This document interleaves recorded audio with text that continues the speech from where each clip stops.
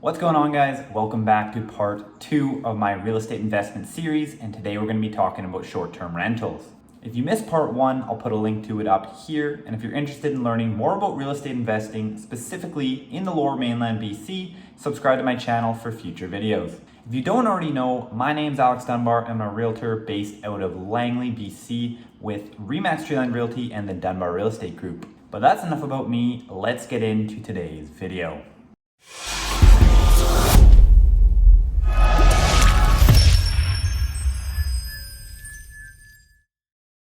In today's video, I'm going to be covering the topic of short-term rentals, also referred to as Airbnb. Now, with short-term rentals, you typically have the ability to get a greater ROI than with a long-term rental. However, it does come with more risks. The reason being is that you're able to charge a higher rate for a shorter period of time, which is going to generate that greater cash flow. However, the obvious risk here is that you're going to have to consistently find new renters for those short periods of time in order to keep making that money. Sometimes it can take a while to build up that profile online on the Airbnb website, but once you've built up that great reputation and have word of mouth working for you as well, it can be very profitable. Now, not only that, but it also gives you the ability to go and utilize that property yourself. This is not the same for a long-term investment property because you're always going to have tenants there. With the short term, you can choose when you'd like to use it. But as I mentioned, it doesn't come without risks. There's going to be a greater number of tenants coming in and out. This could potentially cause more damage to the property. And this also means more prepping and cleaning. Now, for most people, they're going to be wanting to use a property manager. Property manager is going to charge you somewhere in the ballpark of 30% of your profits. So the expenses are higher, however, you're also getting a greater ROI.